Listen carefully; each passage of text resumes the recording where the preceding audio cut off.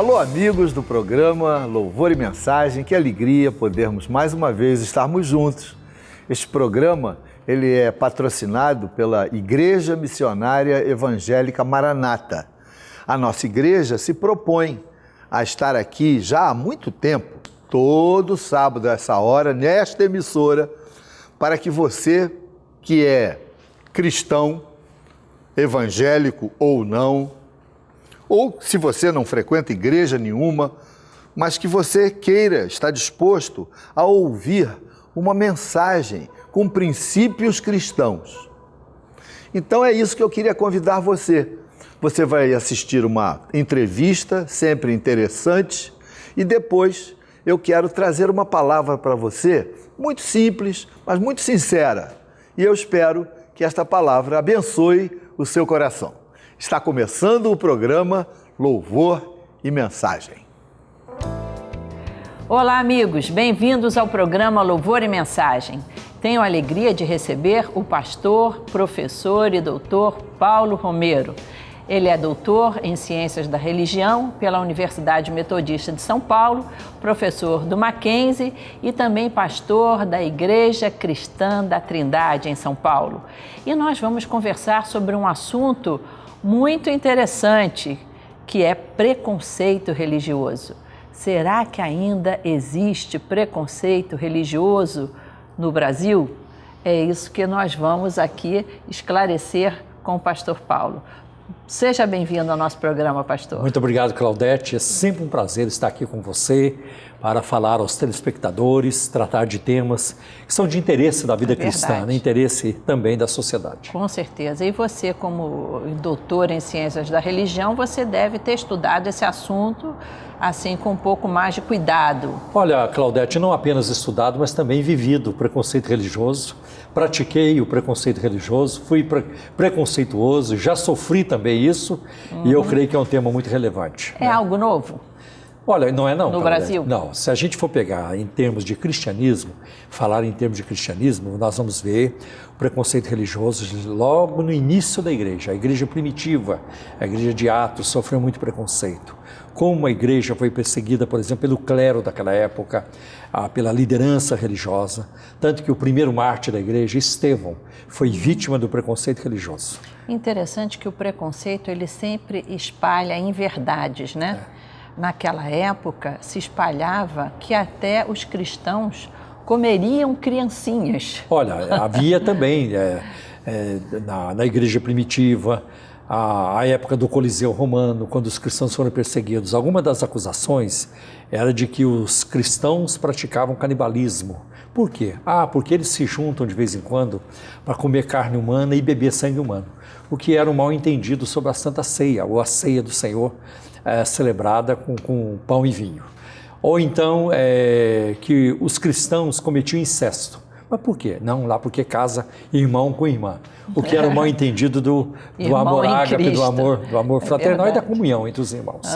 Então isso nunca cessou, isso é uma coisa muito antiga. O preconceito parece que ele cria essa interpretação errada dos fatos. E até o próprio Jesus falou sobre isso. Se eles odiaram a mim, odiarão também a vocês. Se perseguiram a mim, também perseguirão a vocês. Jesus sofreu preconceito, né? Ele foi chamado de glutão, beberrão, quando na verdade ele não era. De sentar com publicanos e pecadores. Exatamente. Então, Cristo foi muito atacado, muito perseguido, e a perseguição de Cristo culminou com a sua morte de cruz. Verdade. E a história do cristianismo... marcada por isso. Inclusive na Idade Média... Quando chegou a Reforma Protestante também. Aliás, a pré-reforma foi marcada por isso. Então, os líderes, as pessoas que se destacaram antes da Reforma Protestante, como Wycliffe, João Hus, foram levados para a fogueira, foram queimados. Até que em 1517, Martim Lutero chegou e fez a reforma e com apoio. E quase também, quase pegaram ele também. Porque a nobreza, os nobres da Alemanha deram-lhe apoio. Havia também interesses políticos misturados ali com interesses religiosos. Senão ele não teria a menor chance. É verdade. Agora, pastor, com a vinda do protestantismo para o Brasil, quando o protestantismo chegou aqui, houve preconceito sim, em relação houve, aos Os primeiros protestantes. Chegaram, por exemplo, Roberto Calli com a sua esposa Sarah Calli, e foram os fundadores da igreja congregacional. Depois, os luteranos tinham chegado também. Não, e preconceitos que chegavam a níveis de tentativa de matar as pessoas. Claro, com certeza. Não era aquele só de torcer o nariz, não. De se planejar a morte daquela pessoa. É verdade. Não, a história registra muito disso. Protestantes tidos como... a própria Inquisição perseguiu os protestantes como se fossem representantes de Satanás. Exatamente. Infelizmente, muitas pessoas não sabem o preço que foi pago para que o protestantismo chegasse no Brasil. A noite de São Bartolomeu na França, que foram mais de 24 mil protestantes que foram assassinados numa noite. Verdade. E muitos deles fugiram para a América do Norte e foram se estabelecer numa região chamada New England, da Nova Inglaterra, Massachusetts, Vermont, Maine, e aqueles estados ali juntos. E ali eles foram porque estavam em busca de liberdade religiosa. Mas voltando aqui para o Brasil, depois vieram os presbiterianos. Claro, houve uma época, Claudete, que os protestantes no Brasil não podiam ser sepultados no cemitério da cidade. Eles tinham que ser sepultados à parte. Né? Inclusive, houve uma época em que o casamento feito pelas igrejas protestantes não tinha valor civil como os casamentos feitos na Igreja Católica. Né? Antigamente então, a pessoa que casava-se no protestantismo era considerada amaziada. Amaziada. E aí, quando chega o pentecostalismo, em 1910, 1911... Em 1910, a Congregação Cristã do Brasil. Em 1911, vieram os missionários da Assembleia de Deus. E com a implantação do pentecostalismo, as perseguições foram muito fortes. Há relatos, por exemplo, de pastores que tiveram que passar a noite toda dentro de uma lagoa, pastor que passou a noite toda escondido num galinheiro, porque eles estavam tentando matar esse pastor. Há relato de um pastor, de um missionário batista, que tentaram matá-lo lá em Niterói, entupindo a boca deste homem com areia da praia. Então, foram muitos. Olha, você tem obras hoje, tem livros que relatam isso, muitos e muitos casos de perseguições religiosas e de preconceito. Fora aquele preconceito que nos era ensinado, né?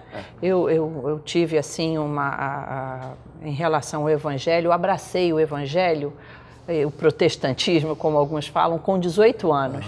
Então, antes disso, eu tive essa influência, não muito grande, graças a Deus, a minha família nesse ponto, mas a gente escutava, Carla, não, isso ser protestante é religião de pobre. Olha, Claudete, para mim foi pior, porque eu passei 5 anos da minha vida num seminário católico, eu queria ser padre. Então, o que eu ouvi sobre os protestantes foram coisas muito fortes, né? Que o protestantismo era do diabo, que Martinho Lutero foi um instrumento de Satanás para levar almas para o inferno. E eu, com essa cultura, quando eu saí do seminário e estava vivendo com os meus pais, eu me lembro que os missionários evangélicos que chegavam em casa, eu ficava muito irado. Eu não deixava minha mãe dar café para eles, né? Eu tinha muito ódio de evangélicos, né? E mais tarde, aos 19 anos de idade, tive um encontro de salvação com Deus e entrei para a fé evangélica pelas portas da Assembleia de Deus. Foi um milagre maravilhoso que Deus fez na minha vida. E eu me converti, Claudete, lendo uma Bíblia católica. Era uma Bíblia católica, tenho ela até hoje. Eu lia muito o Evangelho de João, do capítulo 14 ao 17. Lia e chorava, porque eu estava tendo um encontro de salvação com Deus através de Jesus Cristo. Eu penso que no meu caso, por exemplo, o meu coração foi abrindo e desarmando o preconceito em relação aos evangélicos no Colégio Pedro II, quando eu tive aulas de história sobre a Reforma. Ali já eu comecei a me encantar com a história da Reforma Protestante e eu comecei a raciocinar. Peraí, dizem que é religião de pobre, mas os países, nas aulas de geografia, a religião de cada país, o que cada país professa, Estados Unidos, os países nórdicos, eu comecei a falar, peraí, isso aí deve ser um preconceito no Brasil para evitar... Mas eu acho que aconteceram algumas razões para isso. Primeiro, o grupo que mais cresceu no Brasil, se falando de grupos evangélicos, foi o pentecostal. Então, cresceu muito. Os históricos não cresceram tanto. Então, a visibilidade estava mais para o lado do pentecostalismo. E o pentecostalismo enfatizou o quê? O anti-intelectualismo. Então a gente ouvia muito isso nas igrejas pentecostais. Eu ouvi a partir da década de 70. Olha, o crente não precisa estudar, a sabedoria vem de Deus, ninguém precisa fazer o curso de teologia. Então havia uma exaltação do anti-intelectualismo. Então pegavam versículos da Bíblia, como Salmo 81, versículo 10, abre bem a tua boca e te encherei, e outros textos, né? Os textos anti-intelectuais. Mas, na medida que o pentecostalismo foi crescendo e foi aumentando, e o mundo evangélico foi crescendo, os pentecostais começaram a ir para as universidades, né? Estudar. Hoje a gente tem um número enorme de empresários, de professores, de universitários dentro do mundo pentecostal. Então, essa segunda e terceira geração de pentecostais é muito diferente da primeira em termos disso. Com certeza. E outra também, a grande mídia hoje, o mesmo mercado, não tem condições para eles não têm como ignorar um mercado de 42 milhões de clientes, né? Então não tem como ignorar isso. Então os pentecostais, eu digo em geral, os evangélicos, conquistaram um espaço significativo no Brasil. É verdade. E agora, pastor, ainda, embora já tenha conquistado essa posição, nós não vemos mais ninguém atacando fisicamente alguém que seja evangélico. Ou então não existe mais isso. Pondo na cadeia porque é um cristão, é muito difícil. Não, de maneira nenhuma, nem tentando impedir que uma igreja tenha cara de igreja, como houve no Brasil. As igrejas evangélicas uma casa, não podiam ter cara de igreja, era proibido, isso né? Isso mesmo. Não tem mais isso, mas ainda existe um preconceito velado. Eu percebo esse preconceito velado até com as pessoas que eu entrevisto. Certo. Eu entrevisto várias pessoas que chegaram ao Evangelho e eles dizem, eu não, antes de entrar numa igreja evangélica, antes de conhecer os evangélicos, eu detestava crente. Já várias pessoas eu tenho escutado isso. Ou seja, ainda existe preconceito. Existe muito por parte da grande mídia, isso aí é uma constante. Eu creio que existe uma razão bíblica para isso, espiritual. A luz não tem comunhão com as trevas, isso nunca vai deixar de existir. Quando você, por exemplo, se alinha com a verdade da palavra de Deus e passa a defender valores cristãos, a família, por exemplo, você é alvo de preconceito, né? Então existe muito. Agora, Claudete, como cristão, eu odeio preconceito. Aliás, o cristão tem que odiar toda forma de preconceito, de discriminação. Eu não quero saber, não quero conviver, e eu ensino isso à nossa igreja, às igrejas onde eu vou. Tá? Nós não podemos, Claudete, discriminar ninguém por raça, por preferência sexual, por status social. Ninguém pode ser discriminado. É verdade. Deus nos ordena, através da Bíblia, que nós devemos amar os pecadores, mas odiar o pecado. Os crentes precisam muito hoje odiar o pecado, mas amar os pecadores. E uma outra coisa que eu não entendo, Claudete, como é que alguém pode matar em nome de Deus, em nome de um livro sagrado? Para mim é inconcebível. É um desequilíbrio, algo que não dá para entender. Para mim é incompreensível e inaceitável. Tá? Mesmo que alguém pense diferente de mim, tá? Mesmo que alguém não creia no que eu creio, eu tenho que amar aquela pessoa. Tá? E ajudar todas as pessoas. É o que a Bíblia ensina. Claro, Jesus mandou amar até os inimigos. É verdade. Né? Então eu ensino o seguinte, Claudete, que a dor, a morte, a doença, a fome não tem religião. E nós temos que amar as pessoas, independente da fé que professa e tudo isso. Nós não podemos perguntar de que religião que você é para depois ajudar. De jeito nenhum. Nossa igreja desenvolve trabalho social com a população do Rio de Janeiro. Não importa. Não interessa a corrente religiosa dele. Se ele precisa, ele vai ser beneficiado, seja por campanha de alimentos, campanha de roupas, alguma campanha de ensino. Sim. Isso não importa. E se for plano de Deus alcançar... O amor não tem rótulo. Não tem. E se for plano de Deus alcançar aquela pessoa através desse gesto de amor, Deus é quem vai fazer isso. Certeza. Nós não podemos forçar ninguém a crer. O respeito é algo muito importante. Eu acho assim, a fé é uma coisa muito democrata. A fé cristã é muito democrata. Não tem como você obrigar as pessoas a crer. Todos têm liberdade de crer no que quiserem. E se não quiserem crer, tem liberdade também. Isso eu acho formidável, a nossa igreja, por exemplo, o batismo ser de adultos. Certo. nossos filhos, embora tendo sido criados, frequentando a igreja, eles só vão se batizar por escolha própria. Não herdam a religião dos pais. E outra, Claudete, eu creio também que as pessoas têm que ter liberdade para ir para o inferno também, se elas quiserem. Tanto para o céu como para o inferno. Com certeza. Elas vão escolher, elas vão no que crer. É verdade, por aí. É escolha. Abaixa o preconceito. Com certeza, não é? Todo preconceito. Com certeza. Pastor, foi uma bênção estar com você também, mais uma vez, tratando de um assunto tão formidável. Eu queria que as pessoas, inclusive, soubessem que você também é escritor. Sim. Você tem vários livros de defesa da fé, livros apologéticos. Sim. E que, se botarem o teu nome aí no Google, vai aparecer. Google, Paulo Romero, na verdade, vai ter até onde comprar os seus livros. Sim. Existem livrarias que muitas distribuem o teu livro. Editoras, livrarias, Paulo Romero, põe lá, Igreja Cristã da Trindade aparece também. Isso, está aparecendo aqui na nossa telinha, tá? O site da igreja, do pastor, e também o nome dele. Tem alguma editora que eu possa recomendar? Editora Candeia, por exemplo. Editora Candeia, se entrar também no site, procurar pelos teus livros. Estão lá, publicados pela Editora Candeia, Editora Mundo Cristão, Editora CPAD, Casa Publicadora das Assembleias de Deus. Isso. E vai encontrar livros formidáveis. Editora Reflexão também. Muito obrigado. Tomara que algum paulista também aí veja o endereço da tua igreja e possa também fazer uma visita a uma igreja tão amorosa e equilibrada lá em São Paulo. Muito obrigado, um prazer. É quase uma filial da nossa... amém. É uma filial da nossa igreja lá em São Paulo. É uma igreja irmã. Com certeza. Uma igreja irmã de vocês. Obrigado. Deus abençoe. E você, amigo, você está vendo aí um telefone. Ligue para nós.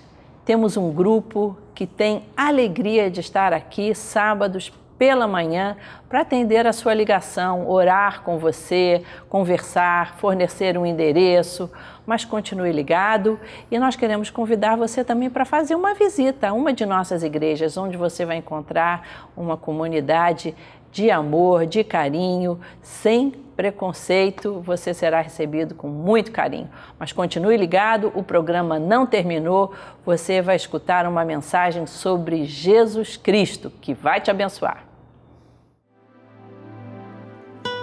Meus amigos, eu queria falar hoje sobre um assunto muito importante, mas antes de entrar nesse assunto, eu quero convidar você que tem interesse em estudar a Bíblia, estudar com profundidade, com inteligência.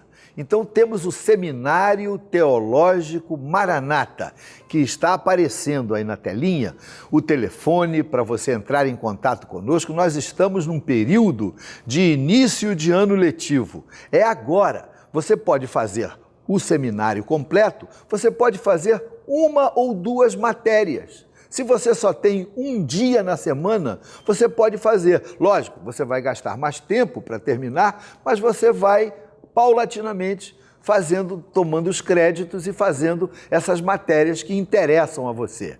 Então fica aí o convite, Seminário Teológico Maranata, um seminário bom, honesto e acessível financeiramente para você poder fazer, e salas boas com ar-condicionado, pertinho da Praça Sans Penha, tudo para dar certo.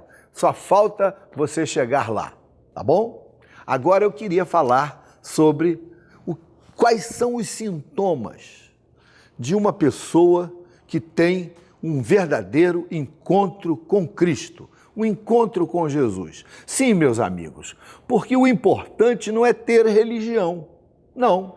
O importante não é ser batizado para poder fazer parte da igreja. Não. Essas coisas são consequência àquilo que é fundamental, termos um encontro real, uma experiência bonita, que mude a nossa vida com Cristo. Quais são os sintomas? O que acontece com uma pessoa que tem um encontro com Jesus? Em primeiro lugar, esta pessoa passa a ter paz, conforme está escrito em Romanos capítulo 5, versículo 1. Temos paz com Deus. Quem tem um encontro com Jesus passa a ter um relacionamento gostoso com o Senhor, com Deus. É paz, fruto da paz. Então não significa que nós não temos mais problemas, porque paz não é ausência de problemas. Paz é algo que brota do coração, ainda que passemos por tribulações, por dificuldades, por lutas, por dramas, que é o que todo mundo passa nos dias de hoje. Nossa vida é uma vida de surpresas, de tragédias. No mundo tereis aflições, disse Jesus. Esta semana, na cidade do Rio de Janeiro, um caminhão se chocou com uma passarela, a passarela caiu e 5 pessoas morreram. Algumas morreram de uma forma tão súbita que nem chegaram a perceber que estavam morrendo. Uma tonelada de ferro caindo em cima da pessoa, morte instantânea. Então a vida é assim, nos traz surpresas, mas a palavra de Deus afirma que quem tem um encontro real com Jesus tem paz. Paz no meio da tribulação, paz no meio da dificuldade. E eu quero dizer para você que essa paz é acessível a você. Não precisa dar dinheiro, não precisa fazer um curso, não precisa ser iniciado. Não, aqui tem que ter uma iniciação. Quem não é iniciado não vai entender. Não, é uma coisa tão simples. Quem tem um encontro com Jesus, abre o coração para Ele, permite que Ele entre no nosso coração, passa a guiar a nossa vida e temos paz. E além de paz, nós temos ausência do medo. Nós ficamos livres do medo. Quem tem um encontro com Jesus para de ter medo. Porque existem pessoas que vivem com medo. Tem medo de sair de casa, tem medo de procurar um emprego, tem medo de começar um relacionamento, tem medo da morte, tem medo de ficar doente, tem medo de altura. Ora, alguns medos são fisiológicos. A gente precisa ter medo. Quando chega num terraço, 20 andares, um prédio, a gente olha lá para baixo, aquele precipício, é fisiológico ter medo. O medo é proteção. Graças a Deus que nós temos medo. Medo de enfiar o dedo numa coisa de alta eletricidade para morrermos queimados. É bom ter medo. É bom ter medo do mar, quando o mar está arrastando, porque os que não têm medo acabam morrendo afogados. Mas existe um medo patológico, um medo que impede a gente de curtir a vida, um medo que faz as pessoas ficarem doentias, é um medo que é uma doença. Falta de um encontro com Cristo. Então, quando a gente tem um encontro com Jesus, a gente fica livre do medo. E sabe qual é o maior medo, o pior medo? É o medo da morte. É o medo do que vai acontecer comigo quando a morte chegar. As pessoas que vão envelhecendo começam a pensar mais na morte. Um jovem nunca pensa na morte. Um jovem que pensa na morte tem alguma coisa errada com ele. Mas à medida que a gente vai envelhecendo, a gente vai começando a conjecturar sobre esse assunto. E a morte é alguma coisa que todo mundo vai ter que passar por ela. Mas quem tem um encontro real com Jesus sabe que a morte não é o ponto final. A morte é uma promoção. A morte é um estado em que a gente sai de uma fase, entra noutra fase. E quando a gente tem um encontro real com Jesus, cessa o medo da morte. A gente encara os problemas da vida com galhardia, com fé, com segurança, com vontade até de consolar os outros que estão perto de nós, com pena da gente, etc. Eu tenho visto isso. Algumas pessoas que têm um encontro real com Jesus estão nas suas doenças terminais. A gente vai fazer uma visita achando que vai consolá-los. É engano. Eles é que nos consolam, porque quando eles têm um encontro real bonito com Jesus, e nós conhecemos pessoas assim, elas têm uma maneira de encarar essas coisas com uma nobreza que nos impressiona. Você precisa saber que quem tem um encontro real com Cristo, ele não tem mais medo da morte, ele tem paz no coração.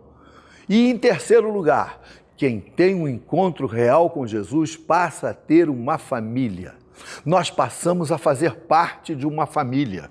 Essa é uma das maiores bênçãos de quem tem um encontro real com Jesus. A gente procura uma comunidade evangélica, não só para se reunir aos domingos e cantar hinos e ouvir uma mensagem, uma palavra, não. A gente passa a participar de um esforço coletivo para que o reino de Deus cresça. Passamos a ter sonhos, passamos a querer ajudar pessoas e todas as pessoas que frequentam uma comunidade evangélica, uma igreja, elas dividem não só as alegrias, mas dividem também os problemas, e um ajuda o outro, e um faz com que o outro tenha condições de superar aquela fase. Você vê nas igrejas evangélicas uma ajuda, em que as pessoas se autoajudam e que um ajuda o outro, e é bonito, é curador.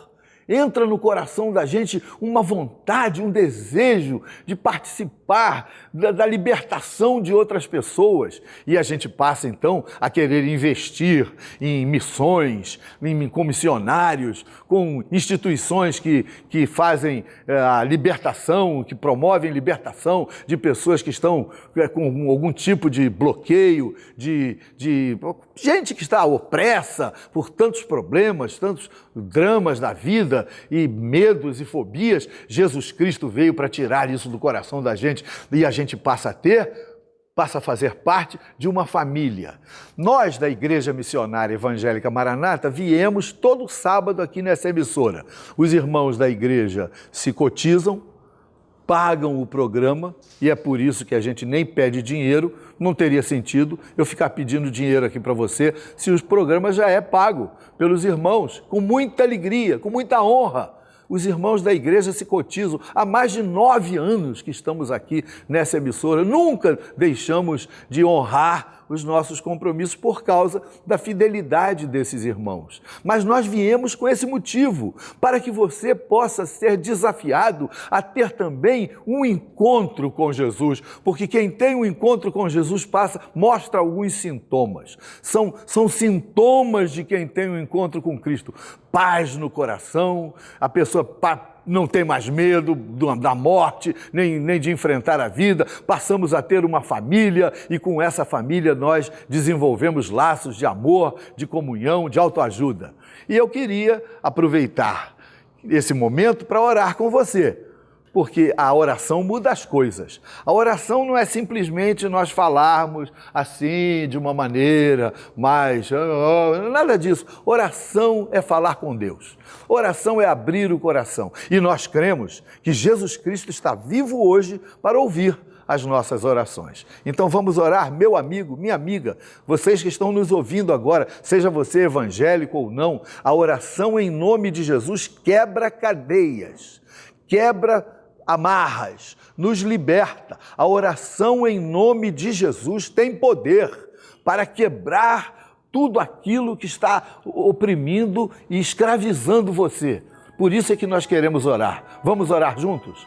Meu Deus, meu Pai, muito obrigado porque este homem, esta mulher tiveram condições de assistir essa minha pequena palavra, esse pequeno programa que tem a pretensão de desafiar pessoas a serem abençoadas por Deus. E eu te peço, Senhor, que Tu abençoes esse homem, que Tu entres no seu coração e que produzas nele este encontro com Cristo, para que este encontro dê e desemboque em sintomas na vida dele, que ele passe a ter paz, que ele passe a não ter mais medo da vida nem da morte, que ele possa ter uma comunhão com uma comunidade bonita, que o ajude a fazer parte de uma família espiritual, para que ele possa ajudar e ser ajudado. Eu te peço que Tu o abençoes, em nome de Jesus, que Tu operes um milagre na vida deste homem. Eu oro em nome de Jesus.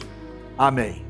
Deus te abençoe, seja bem-vindo entre nós. Você está vendo um telefone, não está? Pois bem, ligue para nós, a um grupo de homens e mulheres interessados em orar com você, em ajudar você.